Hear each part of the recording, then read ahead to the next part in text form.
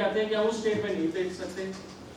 लेकिन कुछ स्टेट्स में कोर्ट के डिसीजन है, हाई कोर्ट्स की डिसीजन है, जिन्होंने कहा कि अगर ये एफसीओ और इंसेक्टिसाइड एक्ट के अंदर तहत नहीं आता तो हर कोई बेच सकता है।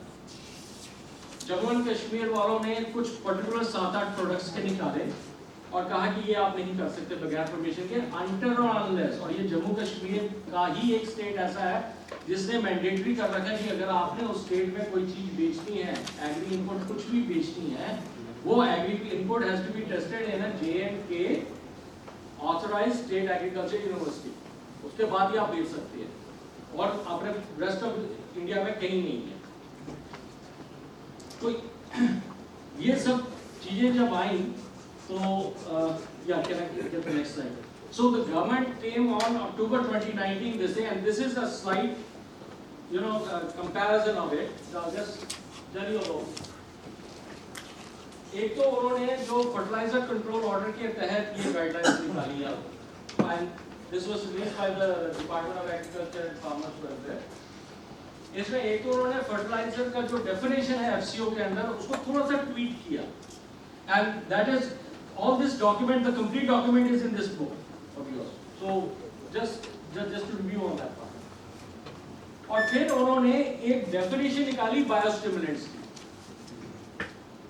और आगे फिर उन्होंने कुछ इंपोर्ट और मैन्युफैक्चर के रिस्ट्रिक्शंस डाले हुए हैं, और उसके तहत गाइडलाइंस के तहत आपको क्या डाटा देना है वो उन्होंने कहा है कि आपको फिजिको केमिकल बायोकेमिकल प्रॉपर्टीज अपने प्रोडक्ट की देनी है, उसकी एफिकेसी देनी है, टॉक्सिकोलॉजी में उन्होंने सिर्फ एक्यूट पार्ट जो कि 5 स्टडीज हैं, और इकोटॉक्सिकोलॉजी कि हनी बीज पे, अर्थवॉर्म्स पे क्या उसका इफेक्ट है, और एक इन्होंने ऑर्गेनिक प्रोडक्ट्स का टॉलरेंस लिमिट हैवी मेटल्स का उन्होंने डिफाइन कर दिए, कोई 7-8 प्रोडक्ट्स के उन्होंने डिफाइन कर दिए।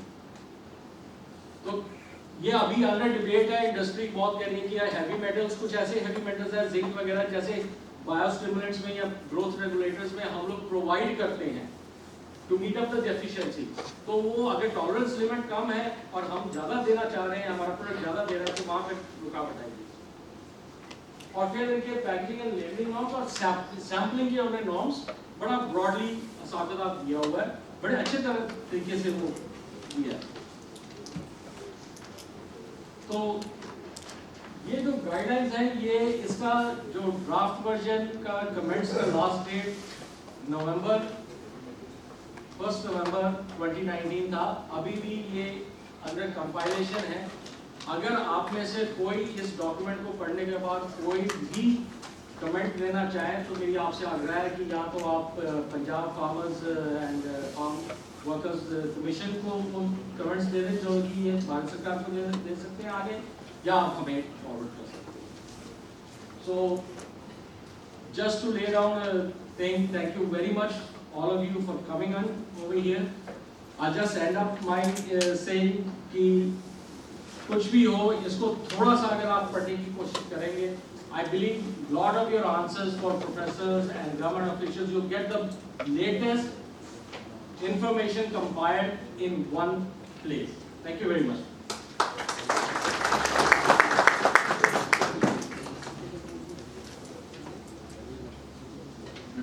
Thank you so much, but I think जब break होएगा lunch पे people can ask you questions, and even we'll have a question answer session now.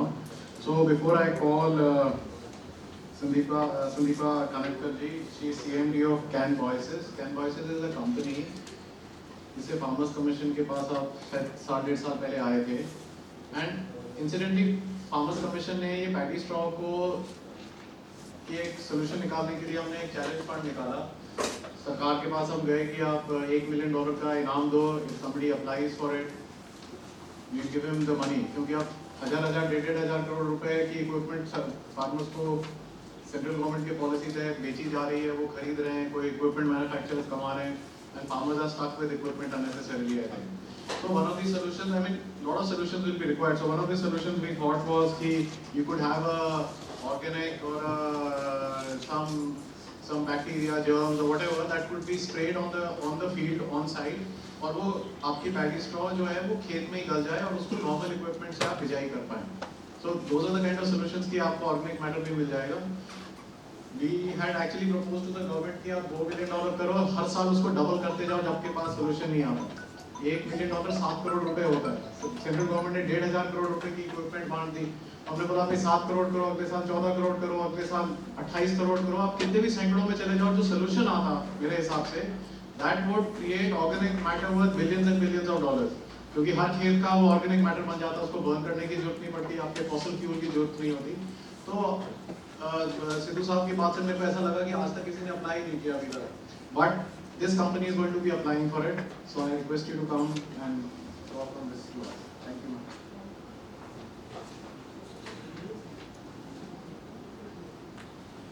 And एक जब तक आप आ रहे हो विपिन सैनी जी ने बोला कि there is a so even the pesticide industry has a lot of disagreement.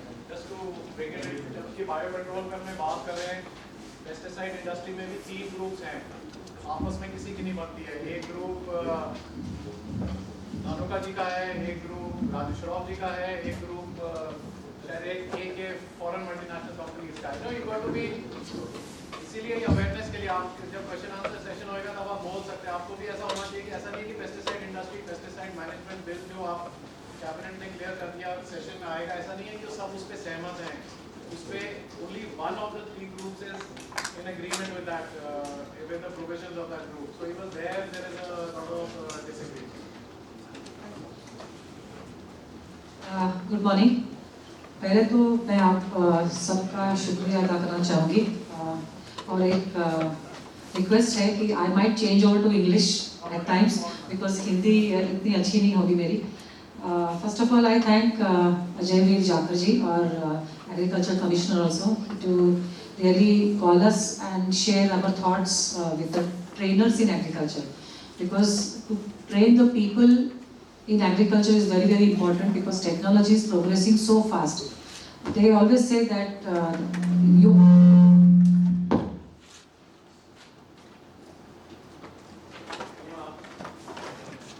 sorry. So मैं आपको यहाँ पे 2 वीडियोस दिखाना चाहूँगी जो हमारी कंपनी ने फार्मर्स के लिए बनाए हैं.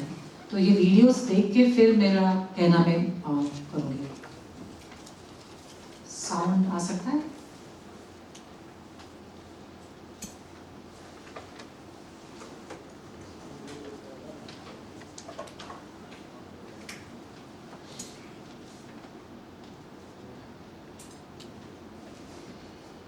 अगर साउंड नहीं है तो इम्पैक्ट आएगा नहीं शायद.